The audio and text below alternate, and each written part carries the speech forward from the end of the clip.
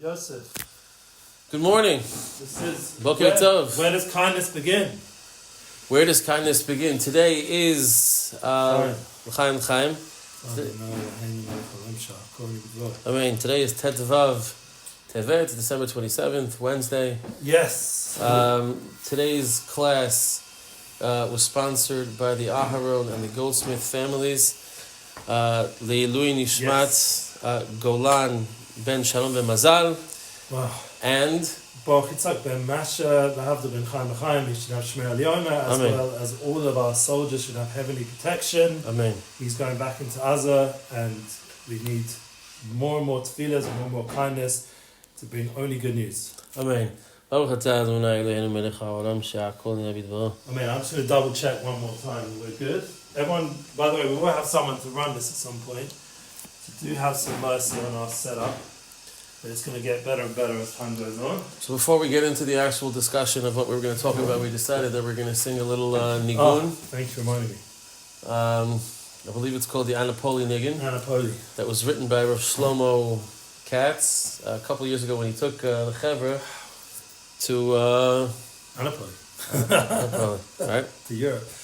Yeah, let's go. The Mokhi Kedoshim. Mokhi Kedoshim. Didi-dai, didi-dai, dai, dai, dai, didi-dai, didi-dai, dai, dai, didi-dai, dai, dai, dai, didi-dai, didi-dai, dai, dai, didi-dai, didi-dai, dai, dai, dai, didi-dai, didi-dai, dai, dai, dai, didi-dai, dai, dai, dai, didi-dai, didi-dai, dai, dai, didi-dai, dai, dai, dai, da, da, da, dai, ay, ay, ay, ay, ay, ay, ay, ay.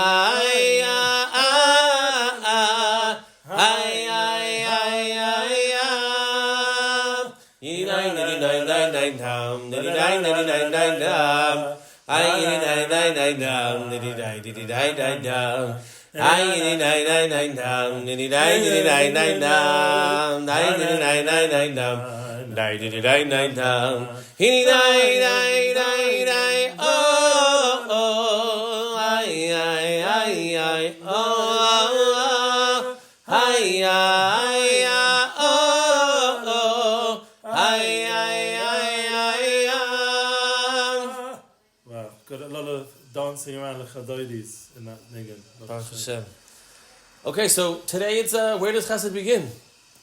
Eli, where does it begin, Eli? I think we should begin with you because, as we mentioned in the previous first wonderful session podcast, we got a lot of good feedback. Thank God, we appreciate it.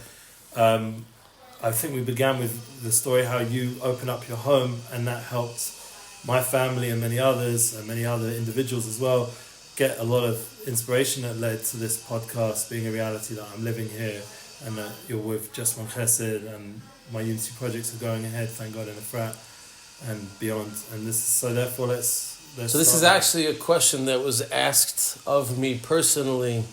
I'm going to embarrass her and say her name, Nechama Hirsch, who Mazel Tov to you. Wow. Just got married 2 days ago. Wow. Mazel Tov. Wow, she's really going to need to know this question.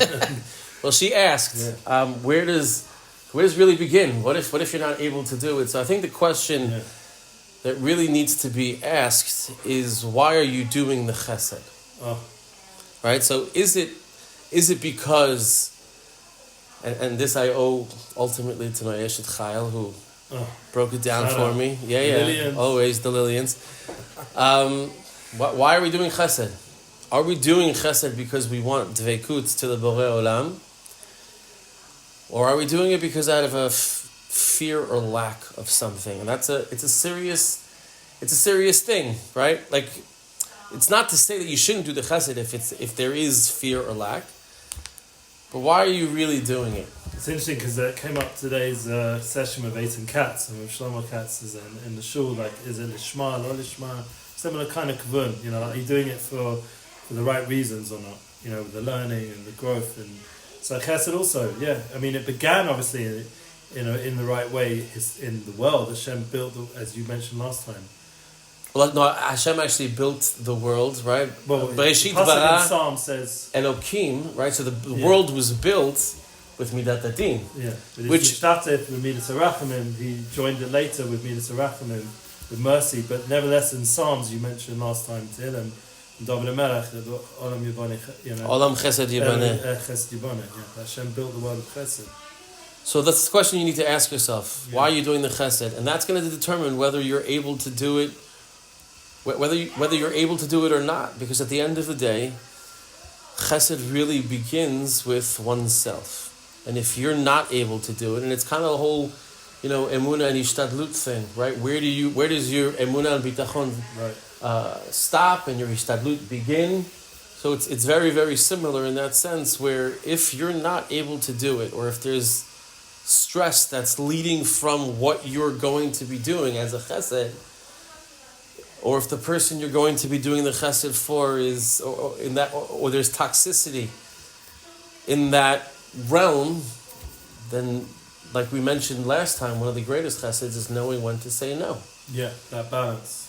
And I mentioned it last time, and I'll say it again. I can't even begin to tell you how many times I've unfortunately had to say no to people since the last podcast. I've had to say no to people within 1 week. Amazing. Because it's just not our derech. I'm saying, when I say our derech, it's not what just one chesed does. Now again, if there is an ability to help, we will help. I mean, I'm still waiting on this Unity Song project. It's very much about patience, all the different pieces to come together. And, that's the balance, It's not going to just be, the money's there and everything just goes and we can just pour out budget endlessly on all these things. And another example would be a question on the army, like how can't they get all these resources from the government? Where's the bottleneck? What's happened to the budgeting of Medinas Israel that they can't just bankroll this whole war? Why? I believe that's a whole podcast in and of itself. That's true. But one of the things, that's a question people ask. So either way, what's so beautiful about Just One Chesed is they don't even ask such questions and they just seem to just fill that space as well as all the other kind-hearted, because we're able Jews. to, right? Yeah. Because we're able to, and it's not just us. Yeah. Again, there are a tremendous amount of organizations out there that are doing unbelievable work. Yeah, mamash, helping displaced families, helping the soldiers in whatever capacity they can. I have a friend who came in from America, landed yesterday, and again, ashkacha pratit, absolutely. He wanted to specifically go to 3 or 4 individual families. He wanted to buy toys for kids whose parents or father are in a war, they haven't seen them, whatever. No.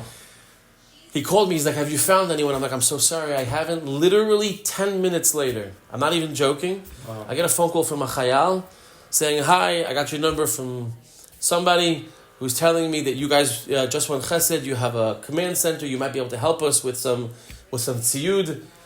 So I started talking to him, asking him questions. He's like, yeah, we're from Kiryat Shmone. My wife was in a hotel with my 4 kids for a while, but it was so hard. Yeah. So they moved into her parents' place. They're in Yerushalayim. I haven't seen my kids in a month and a half. I was like, oh my God, I just got a phone call from a buddy of mine. I connected the two, and Bezat Hashem, he's going to go buy some toys for his kid and drop it off today. Unbelievable. Chesed. But again... But where does it begin? Because we have to go back to the beginning, like all of us. I mean, I know my Judaism, my spirituality, if there wasn't people opening their home to me initially when I came to Israel, not just in a frat with you, but the whole journey I had when I was 18, 19, and I was staying in the Heritage House, which itself was a chesed.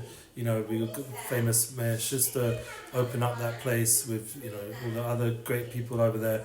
And, Oliver Shalom for Meir Schuster, but for the rest, they were Baruch Hashem, they keep going strong. But that whole idea of kindness when I came to Israel, I had a place to stay. And then I had endless hosts, opportunity, and that chesed that Am Yisrael did for people like myself who came. I came, I don't mind saying, with earrings and long hair. I wasn't really like the mold of the Haredi or the religious, looking person. I was coming, with sleeveless vest and from a different world, like visually and hashkafically and in all the different ways. And they opened their home to me and fed me and opened the Heritage House and opened Osamech and Eisha Torah and Chabad and all the different people that did chesed for me, all the organizations. And that allowed me to choose this lifestyle because I now had access to it. And so really my whole journey in Judaism began with chesed. But it starts with yourself when you're going to do the chesed. Sure, I did choose to come here. Yeah, right. So it starts with you. You did a chesed for yourself by coming here, by going to these places, because you were able to. And then it stems from yourself to your family. Yeah, the family enabled me to right, the home, the Yeah. Lillians, Yeah. Mikey and Nate, Baruch Hashem. Yeah. It starts with yourself being able to give, and then to be able to give out to the family. And by the way, receiving, just as important, if not more important. Oh, that's so important. Than giving, right? Because Rabbi Nachman says that the one who actually receives the chesed is doing a greater chesed than the one who's giving, because he allows the one who's giving to give. And then that would be very fitting for the one who asked the question about marriage. I mean, she's getting married. Got married. Or is married. So the idea of mashpia makabel, there's someone who's giving and there's someone who's receiving, but they're both as important in this relationship, husband and wife, male and female, sun to moon. They both have to be able to give the light, to receive the light. It works together. It can't be one is only giving and there's no, or both are trying to give, right, but there's no makabel. There has to be receiving as well. And something that I struggle with the receiving, but I noticed how many times someone tried to give, whether it's a compliment or just to give chizuk or whatever it may be, and I wasn't able to receive it, or I didn't want to receive it, or whatever it may be.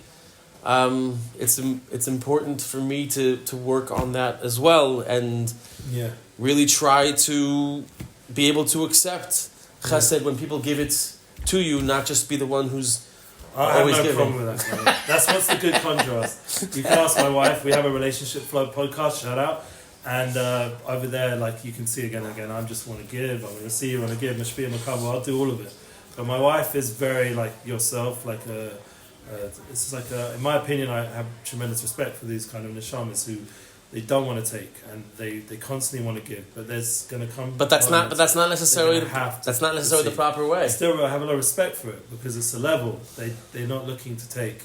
They're looking to give. And my own Rebbe, the Talmud Rebbe, used to stand up for my wife, and you haven't seen him for a while, but when we last saw him, stand up for my Rebbe because he saw that she was that kind of neshama. It was the Shem Shemaim. It wasn't like she's coming to take. She's coming to give, and that's a level. You have to respect that level, but learn now how to go out of what's natural to receive as well. And that I respect both ways. And me personally, I don't have that problem. So anyone wants to give, I'm all here for it. You want to give me praise, you want to send me presents, I'm up for it. Don't tell my wife I said this, please. So Lillian is actually very much like you. She has that she has that balance. Yeah. She's able to receive and to give, and she does both with amazing grace, Baruch Hashem. Yeah. So we have to. That's also another thing. It does come down to personalities and midot. We have to realize everyone has different place on the kavim of in terms of the kav of chesed, of kindness. Some people are more attuned to kindness. Some people are more attuned to gevura, to be able to say no. Some people are more in the middle, balance, rachamim. But being able to say no and having the gevura is in and of itself a midah of chesed. Yeah. So that's one of the things that we have to understand on this podcast. We're going to explore questions that you bring to us, and we're going to understand that, thank God, we have a foundation. We're not always going to be able to go into therapy questions that we'll save for the therapist, but in terms of basic balance and boundaries and sensible common sense based on the learning we do together. Boundaries, huge. Yeah, boundaries is massive. So important. Yeah. Because if you want to help and you're trying to help and you're finding yourself struggling because the person that you're helping is being enabled. That's right. a big word. Yeah. You're enabling an individual as opposed to really helping them. People even say one about us, and we're enabling you to not, like we were more in the kollel, like learning rabbi world, and they were like, if we don't let you be more independent, we're enabling you to constantly need, handouts rather than become independent financially. And it was painful to hear it from those people. See, I don't know if I necessarily agree with that. If you're sitting and learning in a kollel, though, that's part of the whole. That's part when you get into hashkafic issues. Yeah, so there's different outlooks of what Klal Yisrael should be doing. Working, learning, army, all these kind of things. Without getting into that whole discussion, the main point is that the enabling concept is brought up a lot, but it's often it takes a certain bina seira, a certain deep intuition to work out if a person is toxic or you're enabling them, or it's just you're having issues giving, which can also be the point. Meaning you just burnt out or whatever from the giving, and you have to now refill your kli, as my wife always says. You have to refill your vessel That means to regroup. That means to take care of yourself in some way or another. By the way, if you need a day, you do that. And if I respect right, that. You're going to the Chesed. Yeah, I need to. That's how you refill. Yeah, that's how I recharge the batteries. But even there, you're praying for everyone. You're doing Chesed, and that's. But the energy that I get from going there is a different animal. I actually was there last night. Oh well. But yes, I went with some chayalim, whatever. It's very, very important to be able to say, okay, I'm taking these 5 hours for myself. I got to do what I got to do to recharge my batteries to be able to continue to do the chesed that I am able to do. Obviously, it includes tefillah, asking Kadosh Baruch Hu to continuously give you the koach and the desire to continue to want to do it. And I'm thankful to Kadosh Baruch Hu for him doing that every day. You should have the koach, the chaim. Amen. And one of the things that, right now, being a parent of a soldier and seeing his light, he was here, you saw it yourself. Yeah. And you see there's a certain light these soldiers are walking around with. God. And that gets rid of all the questions. Really, you just need to do, when you see these soldiers, you just want to have connection to their light. That they're so lishma, they're so for Hashem. They're mamash so holy. They're so most nefesh. And they don't even know it. Eli, I can't even begin to tell you. That's one of my biggest issues with these chayalim, is that they don't realize how special they really are. Right. Listen, there are those that are in Gaza that are lochamim, there are those up north that are lochamim, and then there are those people who in Yudav Shimon who are doing what they're doing that people don't even know about. We need that that we won't talk about that. But then, you know what? Yeah. But then there are people who are sitting there and they're looking at the cameras all day. And then there's the Modi'in. Right. And then there are people who are in communications. Yeah. Like if their earpieces aren't working and they can't relay the message or the sat phone or whatever it may be, every single one of those people that put on that uniform, Malachei Hasharei, hands down, and I said it last time, they're doing the ultimate chesed by ridding the world of the evil. Right. And because it really, really is the ultimate chesed that we can possibly do, not just for us as Jews. I want to throw in, there's so much we could say on this, but I had the merit to sit with Rabbi Leo D for about an hour and a half in his house. Such a merit. Just this week, I was on it's been a long week already, Monday, I think. We sat together and he said that, in his opinion, like the soldiers right now, they're going to come out, they're going to be the new generation. Like they're going to bring such light and such inspiration to the Israeli business world and to the Israeli, society, and it's going to reach a whole new level of kindness and energy and light because of what the bureau, the clarification they've gone through in this war, of the removal of our enemies. And he said, but the most important lesson is not only just for our own people, but the lesson it's going to teach the world how to deal with this kind of evil. The whole world are going to learn from Am Yisrael what to do with this growing evil that's, seems to be, consuming many locations around the world in a like obvious sense, in an open sense of all the mass protests, etc. And it's going to teach them what to do when there's real evil, with people who really want to do damage. And that we have to realize that that's our light. Even though we'd rather be a light of love and kindness, which is what we are doing in this session, in this podcast, but the soldiers are teaching the world how to be a love of Gevurah, how to take away the negativity, the evil that exists. And it's so critically important because it's not based on what society says chesed is. No.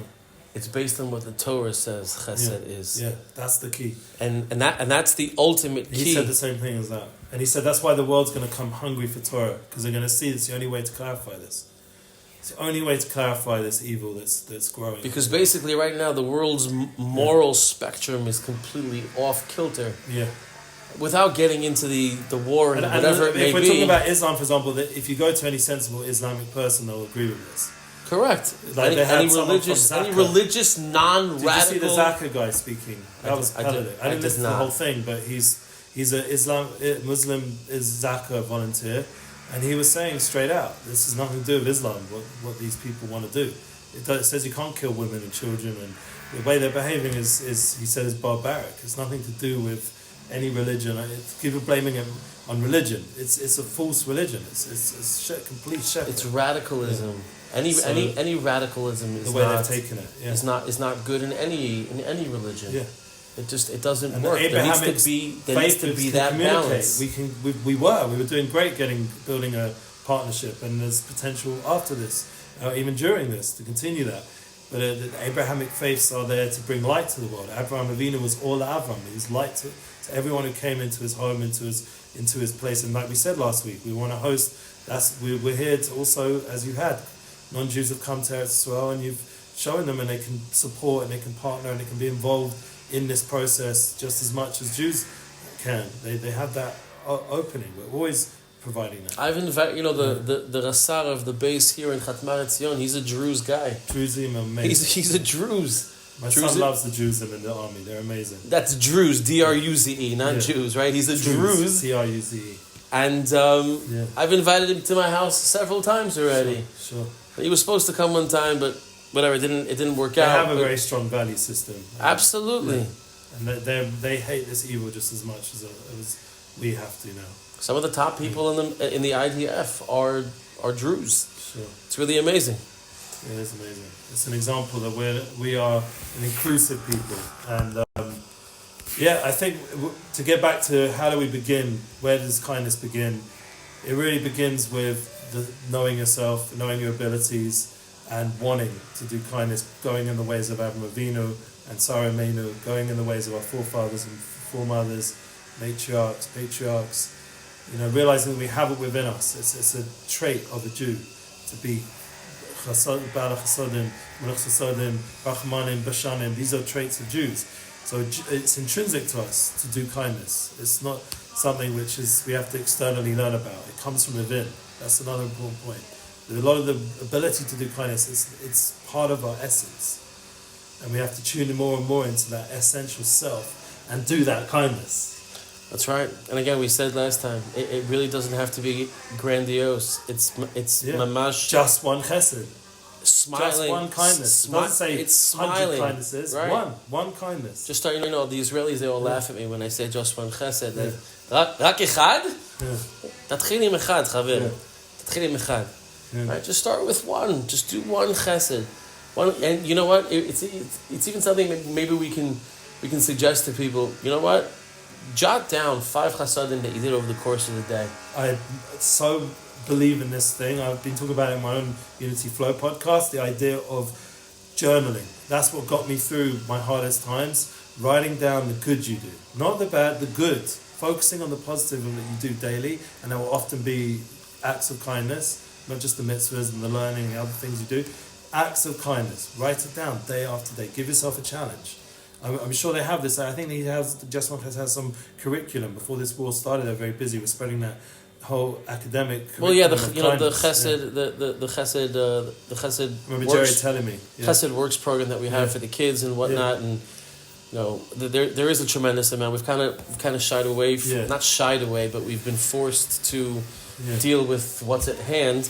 But we are trying to get back to a little bit sort of sense of normalcy by getting back to our normally scheduled programming. And Jerry himself was introduced to him when I first talked to him about Just Chesed. That was the focus back then. A few months ago. It's been like a different world since.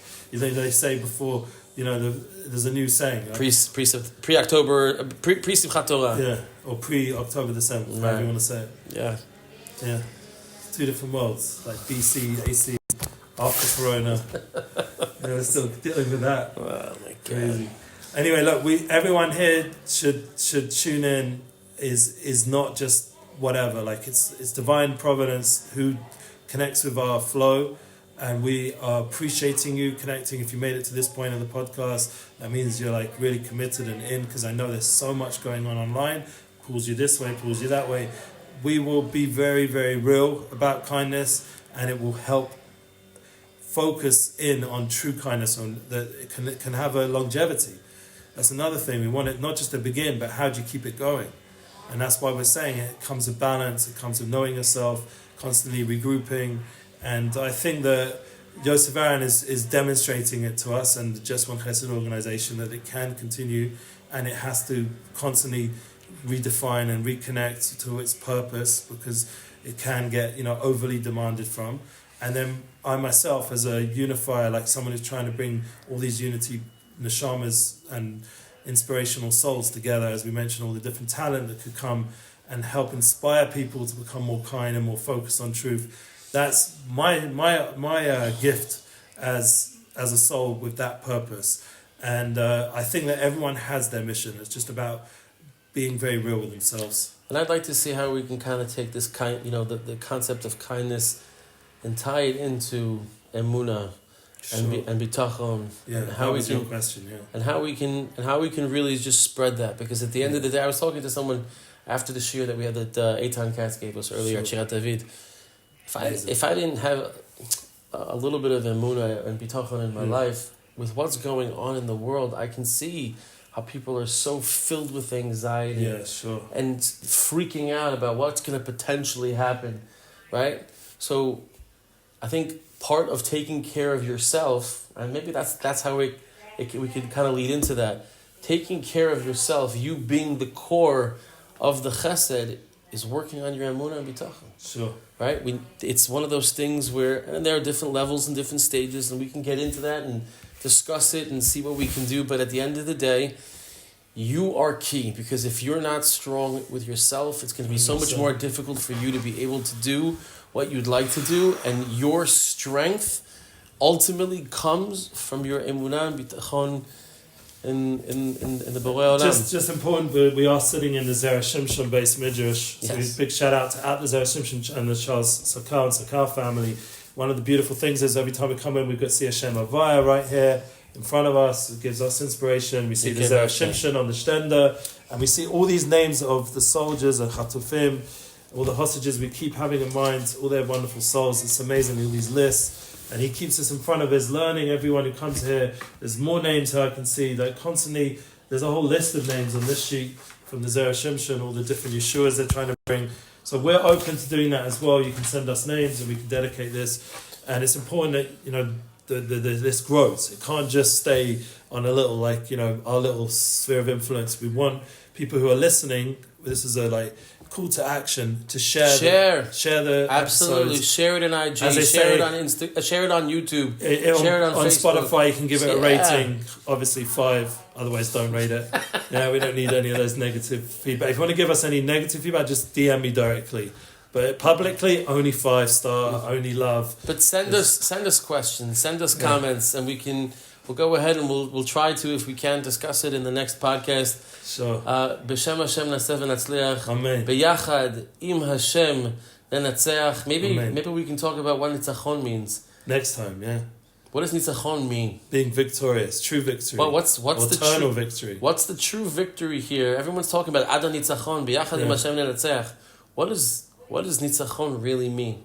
Yeah, so that would be our coming episode. Why not? B'ezrat Hashem. We'll talk about victory and what we hope kindness and real kindness will bring.